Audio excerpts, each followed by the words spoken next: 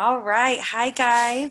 Brenna here. We are doing the team call. Today is the 8th of August for Team Bold Fitness. We actually have a lot of branch out teams here tonight, but Sam, our fearless leader, is in Mexico, Jelly. So I'll be running the team call tonight, and I'm really excited to be here. We are going to do our team call tonight on live videos and kind of talking a lot, interacting a lot. So I really want everyone to get involved as much as you're willing to, no pressure. And we're just going to get started. I'm going to share my screen real quick. Let me know if you have any questions. Just message me on the chat or unmute yourself, okay? So let's see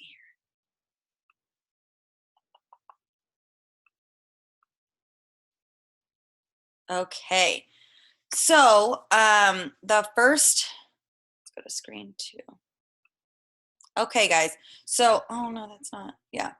Okay, so when we're talking about going live, I want to talk to you guys about not only going live, but why going live is scary. So I kind of put out on the chat today before we started the call that when we were talking, I wanted you guys to kind of think about like what is intimidating about it. And we got a bunch of different kind of ideas. I know you guys have mentioned some in the past. So I want to talk to them. I think they all have to generally do with a fear inside us, something that makes us uncomfortable, makes us nervous, makes us scared. And these were kind of the common things I found that people have told me or within myself that I struggle with that are my insecurities in regarding not only coaching, posting, but most importantly, going live. So the first thing I wanted to talk to you guys about is Chris Downing. So most of you probably know the Shift Shop trainer talked in one of his videos about fear and what it stands for. And he said it stands for false evidence appearing real. So one of the big things about this is we all have these fears within us or things that make us nervous or anxious, and that a lot of times affects what we do in life, bigger than coaching, bigger than anything that we're posting, but just everyday things. But when it comes directly to coaching, I think our fear affects a lot of our actions, whether it be a post, whether it be reaching out to someone, whether it be inviting, which I know we've talked about that in the past, how scary that is. Like, what if someone says no, or what if someone freaks out on you or whatever, which can I say that has never happened to me personally. So again, false evidence appearing real, but also something I've been afraid of in the past. But when it comes to going live, these are the things that I think a lot of times we kind of run into. What will other people think? How will they respond to us? So if we're going live and talking about something, are people going to post negative comments in our video? Are we going to get no comments on our video, no likes? Are people secretly behind the scenes going to be judging us or thinking something about us that we don't like? My biggest one was if I put myself out there, I go through and I face my fear and I, really put myself in this vulnerable position. What happens if I don't actually, reach my ultimate goal? What if I fail? What if I'm not worthy of that dream, of that success? So I don't know if any of you guys have felt that way in the past. That is something I truly struggle with. And the other big part that everyone talks about with live videos is literally you are live. So, what if your kid starts freaking out in the middle of your video? Or what if I've had, Jeff walk in the middle of my video trying to talk to me about something. Or what if I start, rambling off and don't make any sense or draw a complete blank, which just so we're clear, guys, I have done all of those things going live. And the big reason why this is such a fear is we kind of have this insecurity, or at least I have an insecurity, I'll speak for myself, about not wanting to look like I have no idea what I'm doing. But the reality is, guys, we're not perfect. We are real people. And that is why live videos are the best. So every major top coach, you watch their videos talk about going live, every single person is going to tell you, not only do you need to be going live to grow your business, you should probably be going live every other day or 3 times a week. And while you're going live, you should be talking about things that relate to not only your business, but to your life. Why? Why is going live such a big deal? Why can't we just always post photos and, write our blurbs and read them over 12 times and then post them, or always have the good angles or the good lighting or whatever? they said, and I 100% agree with this, Bonnie Engel said, the reason why live videos are the best is because it's real. Okay, guys, so it's not about the best angle. It's not about being perfect. It's about being a real person. And every top coach you talk or you listen to, and at Summit they were talking about this too, is about, not posting the, perfect chiseled picture, the model. People are tired of that. People want real people, and we are all those real people. So someone coming in the middle of your live video, or your kid freaking out, or you stumbling and rambling off or whatever, that's real. That's who we are as people. So when you're going live, people get to know you as an individual, and you get to truly be unique. And on a post about Shakeology, our picture with our product, or, us with our computer, there are other coaches posting that exact same post or something very similar. When you're going live, even if you're talking about the same topic, you're going to be you. That is why going live is such a important part of our business. So remember, when we're kind of going through this topic about what is your fear, what is that false evidence to you? What is something in your mind that is your biggest concern? Is it one of these 5 things? Are there other things? Maybe jotting that down, because later on we're going to talk about how to address that fear. Okay, so when we're talking about fear, I wanted to talk about, what is the chance of your fear really happening? So when we're talking about going live, what if, someone writes something hateful on your post? What if it's that you stumble and, make a mistake? Or what is it that, you're worried that everyone's going to judge you or something like that? Okay. So I really wanted to break down just fear in general in life, because this is bigger than just live posts. This is just us being coaches and us sharing our stories and putting ourselves out there, sometimes in a kind of a vulnerable way. So some of the percentages, you guys can read them for yourself too, but 40% of the things we worry about in life will never happen. I don't know about you guys who lay awake at night and just start thinking about all these kind of irrational, crazy fears. I do regularly. And 40% of those things will never happen.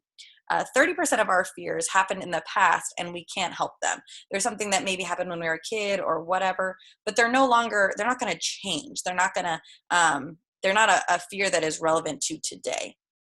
12% are fears that happen to other people and aren't really our business. So I always joke about relationships, but if you're friends with somebody and let's say they're fighting with their husband or their significant other, and all of a sudden you come home and you're like, oh my God, I'm so thankful for you. And you start thinking about your relationship and analyzing what you guys fight about or anything like that.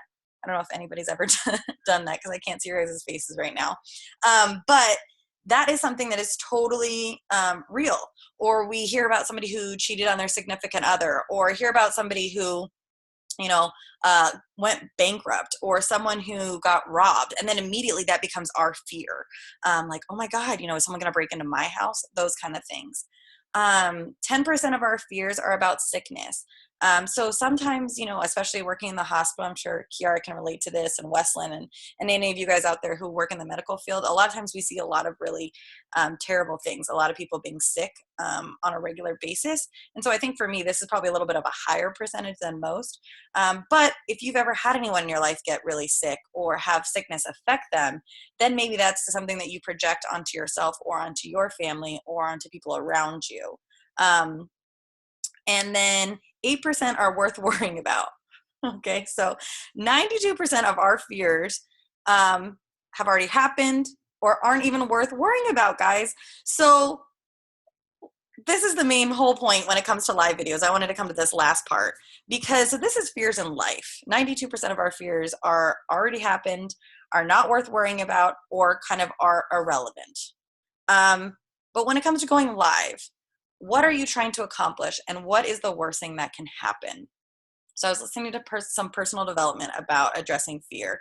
And one of the biggest things is they always say, or at least in the video I was watching, was talking about what is your goal and what is going live going to bring towards your goal, and what is the worst that can happen? Will you die? Will you get sick from going live? Will your family disown you? Will you get kicked out of your house? Probably not. None of those major life altering things are going to happen. You might stumble over your words. You might get uncomfortable. You might be stressed out. But again, let's compare that into life goals. Is that going to help move your business farther? Is that going to push you to step out of your comfort zone and maybe address a fear that you have? Is it going to help you be a better person, or help others be better? So it's constantly a weighing game. Okay, guys? So these are a couple of things that I took from my PD, but also things that, I've kind of been thinking about, and I've been trying to go live more. So these are some things that have really helped. Kind of talking about what is going live going to do for you, what is it going to accomplish, and what is the worst that can happen. So ways to get over your fear. When we're talking about going live, I want you to know when you're going live and you're in that uncomfortable position and you feel like that anxiety is like up here and you're squirming and you're sweating or whatever. Why are you doing this? Why are you coaching? Why are you taking this jump to something that is not guaranteed to you, to something that is bigger than showing up from a 9-to-5 job every day? Why? Know your why. We talk about your why on every aspect of coaching, but when you're going live or something that really does give you anxiety or stress or makes you uncomfortable, this is when you need to do it the most, because it is going to make you step out and push harder for your why. It's going to make you one step closer to your why every day. The second piece, when you're going live and you're talking and you're coaching, you are presenting yourself as a business person, but you're representing a company. You're your own brand, but you are using products from a company. We have all used these products. We all understand how amazing they are. So like when we talked about inviting and how, were you offended when somebody invited you to a group? Were you offended when they offered you these awesome programs that we all know work so well? That's the same thing on addressing your fear with going live.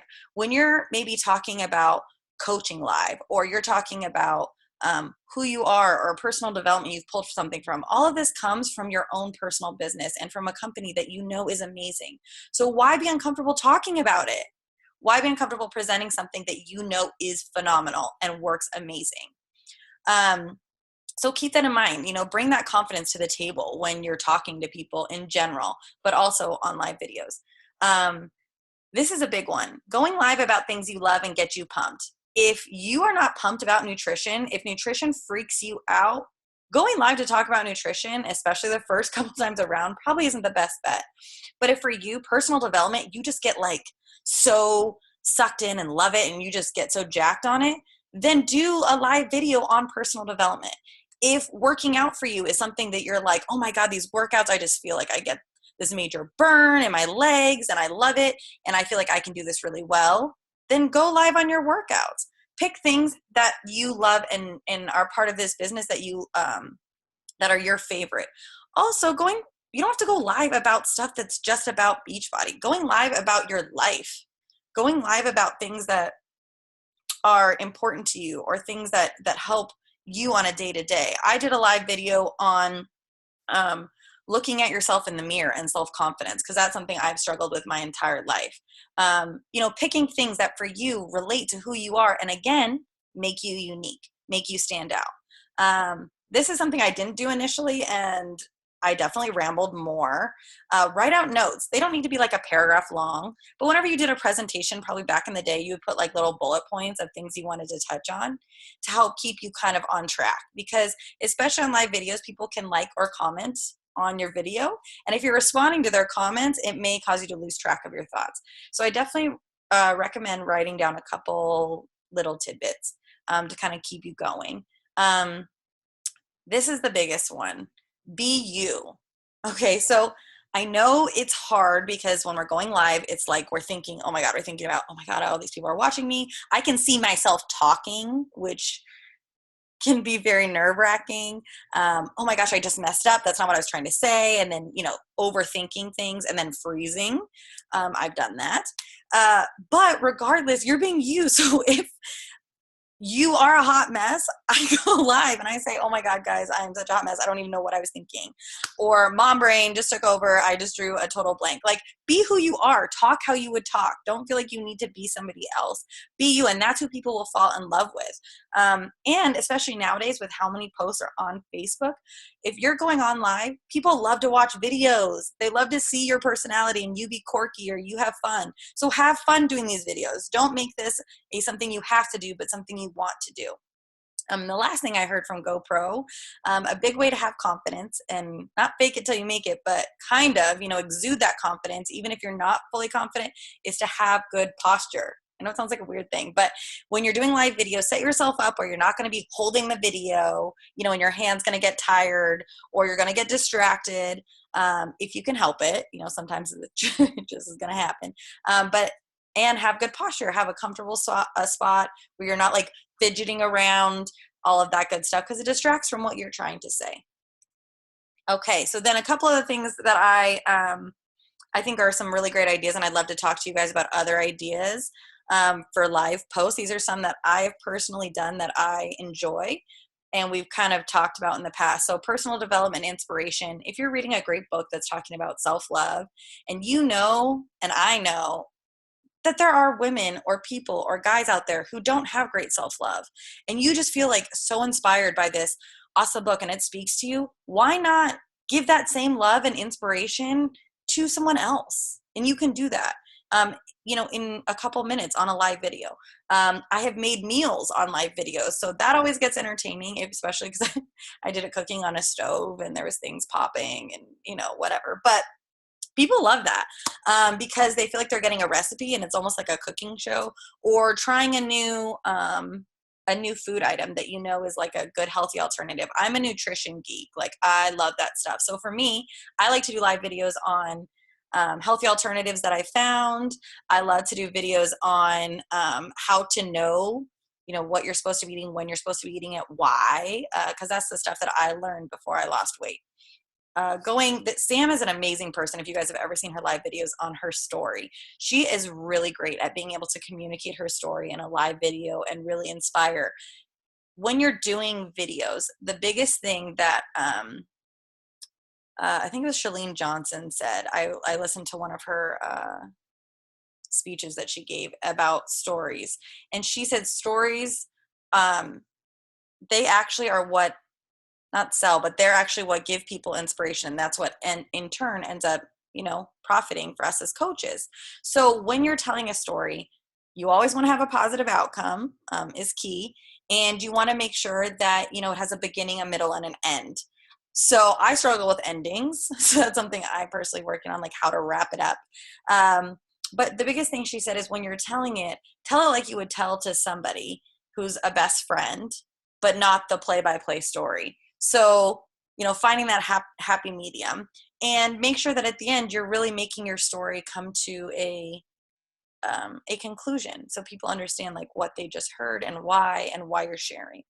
Fun life events, do live videos that have nothing to do with Beachbody. I did one on Peyton and I packing and how I pack an entire suitcase for her, things like that, because people can relate. Motivation, what is a good, if you are into motivational quotes, what those mean to you, explaining those. And then workouts are a big one. Corporate talks about that a lot as well. Keep in mind, you cannot do an entire workout on a live video. Just a disclaimer. It's not allowed. So just keep that in mind. Okay, so I'm going to exit out of this, or try to. Uh-oh. There we go. Okay. So, let me see. Can I unmute you guys?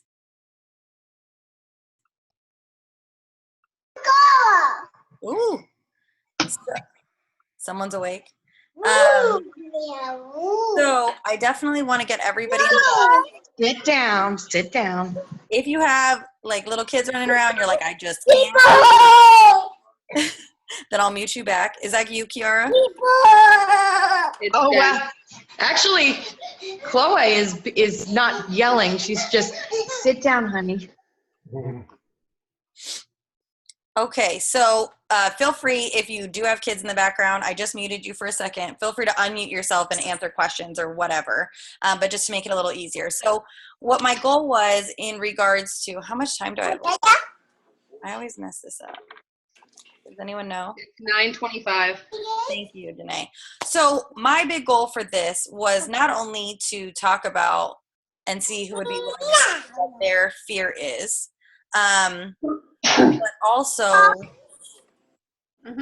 what are some maybe ideas you have for topics on live videos, and what are some things that you feel like would be beneficial to do before live videos to get yourself pumped, to jump over that hurdle of being nervous and scared. So is anybody willing to share what their biggest fear of a live video is at this point?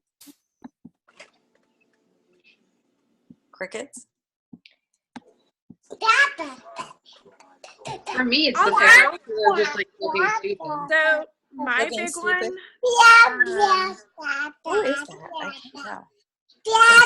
Oh, hey, sorry, I was muted because I did want to say something. My husband actually has a setup. He does YouTube videos, and is trying to do, not for fitness, of course, but I can use his setup if I want to, which will make me feel more comfortable doing it because he has like the 2 monitors and the sound proofing in the back, and so I definitely, that's going to help me if I do something live. Very cool. Danae, what were you saying about your biggest fear is? Yes, I do. Feeling stupid. Like I just feel like I never know what I'm talking about. Tell me. Like I literally went live the other day just to like check it off the bingo card to say, hey, I at least did this. Like, and it was of my dog sleeping because she was twitching. Like it was the stupidest thing ever, and I'm like, all right, well that's dumb, but hey, Done. And what was the worst thing that happened from doing it? nothing. I just felt like an idiot. Okay, awesome. Also, a side note, guys, when you're doing live videos, I don't know if you guys saw the algorithm that we posted in the group. But if you're going to do a live video, it's not necessarily, part of it is going to be, the more likes and comments you get, the more Facebook will share it. So something to kind of keep in mind. But that's not the end all be all. When you're looking at how successful a live video is, it's not necessarily looking at likes and comments. It's really looking at people who viewed your video. Okay, because if you think about it, the more people watching your video, that's the more people you're reaching in your scope. Initially, if you have 10 people jump on, how awesome, and eventually you just want to keep increasing those numbers. But the more live videos you do, the more Facebook will share them. So also something technical to keep in mind as well. Is there anyone else who wants to share some concern they have for a live video? I'm throwing Sarah out there because she was talking. Can you hear me? Go, Oh, Sarah. Wes is here too. B, can you hear me? Yeah. Was that a yes? Yes. Okay. I don't totally have any fears of live videos other than the fact that my Wi-Fi at home is shitty, and every time I try to post one, I can't upload it. Mm-hmm. But I like posting. I made a little list of things I'm gonna post, like we do about our Fab Five. The different things about our life. Sorry, Hannah's in the background. And I'm gonna start posting stuff about potty training and just different things that we're going through as parents. Oh my God, my child just jumped on me. I'm sorry. So I was gonna start posting about live videos about that kind of stuff. That sounds good. And could be entertaining. Super Yeah. related. Sorry, I just got hummus all over me. I'm gonna mute you again. Okay. And what about you, Sarah? So my big one is kind of similar, just looking dumb, and I usually get tongue-tied and can't get through a sentence. So I absolutely record my intro video 10 times and I will watch it and it'll sound stupid to me and I won't post it because I am OCD about it. And I know it's not the end of the world and it's just something I need to get over with. But I like the idea of the cooking. I enjoy the whole I went to culinary school, so that could be really easy for me. Oh, You should be doing videos all the time. I know. So I fun to know. watch. that's know. amazing. So Can you do stuff on how to chop? I really would love to. Sure. You know, you're like meal prepping and you're trying to cut up all this stuff, and people Yeah. who are like cooks are so good at it. Well, Wes, you have do you to really you get think you're yelled at by chefs and told you're not good at it till you are. So that's kind of how that works. Oh God, don't yell at me. I would never. Terrible. I'm so bad. No, it's good. Go slow. There's sharp objects. You should go slow. Wes, you're about ready to pop. Are you really going to be in the kitchen like chopping vegetables or something in the next like week? Yeah, I mean, you I gotta have been eat. heavily meal prepping the last month in general. Like it's like making my life so much better and Yep. easier in the week because I am so big and like over it, you know? So I just like spend a little bit of time with Sean on the weekend and it's been like a game changer, but I feel like I spent an hour just chopping a tomato. Like I'm like, oh, come on. Who cares? I'm just ripping at it finally by the end. Like nobody cares. You should sharpen your knives. It helps. Okay, that's what I was gonna say. Is like maybe part of the problem the fact that these knives are Yeah. like so old and terrible. Yeah, if the tomato's taking you down, you need to sharpen your knives. All right, so next team calls will be Sarah teaching us how to cook. Yeah. Okay.